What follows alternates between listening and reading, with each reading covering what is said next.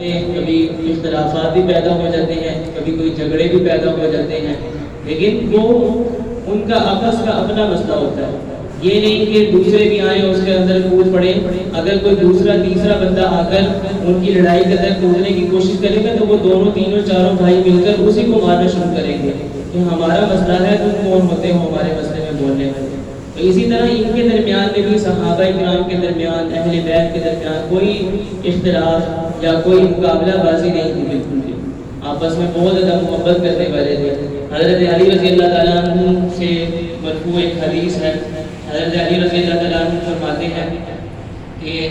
آپ صلی اللہ علیہ وسلم حضرت ابوبکر صدیق رضی اللہ تعالیٰ عنہ اور حضرت عمر فاروق رضی اللہ تعالیٰ عنہ کے ساتھ ایک پہاڑ پر تشریف لے گئے، اور تھوڑی دیر میں وہ پہاڑ ہلنے لگا، جیسے زلزلہ آنا شروع ہوتا ہے تو اسی طرح وہ پہاڑ ہلنے لگا۔ تو آپ صلی اللہ علیہ وسلم نے فرمایا کہ پہاڑ اٹھ کر تیرے اوپر ایک صدیق سوار ہے اور ایک شہید سوار ہے، یعنی حضرت ابوبکر کی اور حضرت عمر فاروق رضی اللہ عنہ کی فضیلت بیان کی، اور یہ فضیلت بیان کون کر رہے ہیں؟ اس حدیث کو بیان کرنے والے کون ہیں؟ حضرت علی رضی اللہ تعالیٰ عنہ، اور جن کے درمیان ہم لوگ اختلافات پیدا کرنے کی کوشش کرتے ہیں، بغض بنانے کی کوشش کرتے ہیں، حالانکہ ہے نہیں بغض، کوئی بغض نہیں ہے، کوئی اختلاف نہیں ہے، لیکن ہم لوگ زور زبردستی سے بنانے کی کوشش کرتے ہیں۔ اگر کوئی اختلاف ہوتا، کوئی بغض ہوتا تو حضرت علی ان کی فضیلت میں کوئی حدیث بیان کرتے کہ حضرت ابوبکر کے بارے میں آپ نے یہ فرمایا کہ وہ صدیق ہیں، یعنی سب سے زیادہ سچ بولنے والے، حضرت عمر فاروق کے بارے میں فرمایا کہ وہ شہید ہیں۔ تو ہم لوگ ان کے درمیان میں زور زبردستی سے کیوں اختلافات بیان کرنے کی کوشش کر رہے ہیں؟ اسی طرح وہ اور بہت سارے واقعات ہیں، حضرت حسن کے، حضرت حسین کے ساتھ محبت کے ساتھ، حضرت عمر فاروق کی ان کے ساتھ محبت کیسی تھی۔ ایک مرتبہ جب خلیفہ وقت دوم کا حضرت عمر فاروق رضی اللہ عنہ کا دور تھا تو حضرت امام حسن، حضرت امام حسین چھوٹے چھوٹے تھے، بچے تھے ابھی، اور حضرت عبداللہ بن عمر جو کہ حضرت عمر رضی اللہ عنہ کے بیٹے ہیں وہ بھی چھوٹے تھے ابھی،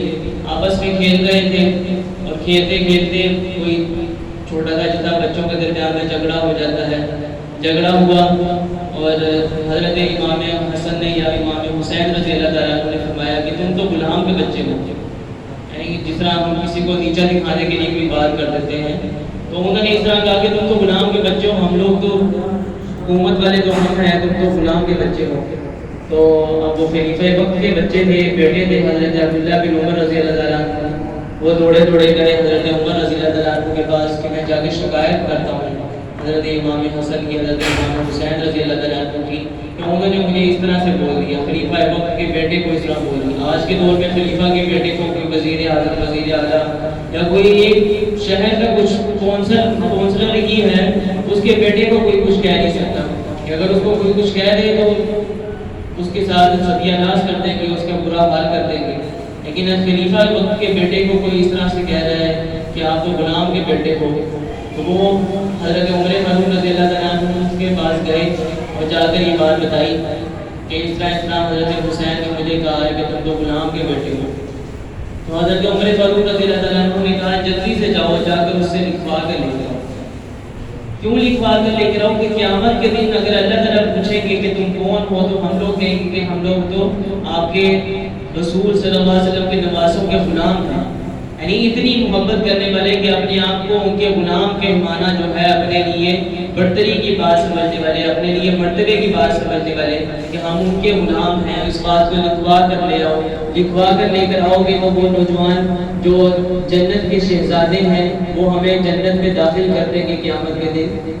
اور ہم لوگ کیا کریں؟ آپس میں بغض پیدا کریں، ان کے درمیان بغض کی باتیں کریں کہ ان کے درمیان میں بغض تھا، ان کے درمیان میں اختلافات تھے، یا ان کے درمیان میں لڑائیاں تھیں، اور اس طرح کی بہت ساری باتیں۔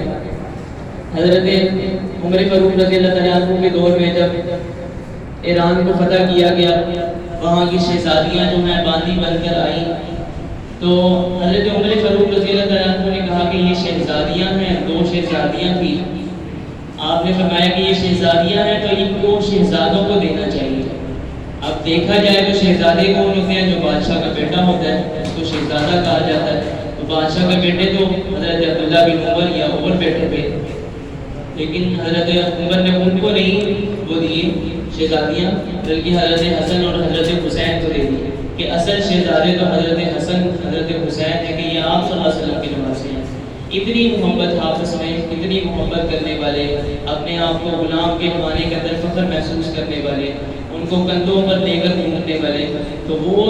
جو اشخاص ہیں ہم لوگ ان کو کہنے لگے کہ یہ تو آپ صلی اللہ علیہ وسلم سے محبت نہیں کرتے تھے یا اہل بیت سے محبت نہیں رکھتے تھے۔ حضرت علی اور حضرت عمر فاروق، حضرت ابو بکر، حضرت عثمان غنی، ان کے درمیان زور زبردستی سے اختلافات پیدا کرنے لگے۔ اس طرح میں نے آپ لوگوں کو کہا کہ اگر گھر میں 4 بھائی ہیں، چاروں کے درمیان کوئی مقابلہ نہیں ہے، چاروں کے درمیان آپس میں کوئی مقابلہ نہیں ہوتا، چاروں بھائی ہیں آپس میں مل بیٹھ کر کھائیں گے، کبھی ان کے درمیان میں جھگڑا بھی ہو جائے گا، لیکن وہ جھگڑا یہ نہیں کہ کوئی 5واں بندہ باہر سے آئے اور آ کر کسی ایک کو مارنا شروع کرے۔ تو ان کے درمیان کوئی ایسا اختلاف نہیں ہے۔ ہاں سیاسی اختلاف ہو سکتے ہیں، اپنی سوچ کا کوئی اختلاف ہو سکتا ہے، لیکن دینی لحاظ سے، محبت کے لحاظ سے کسی کے درمیان میں کوئی اختلاف نہیں۔ اس کے علاوہ محرم الحرام کا مہینہ ہے، ایک بابرکت مہینہ ہے۔ آپ صلی اللہ علیہ وسلم کے مبعوث ہونے سے پہلے سے ہی یہ مہینہ بابرکت ہے۔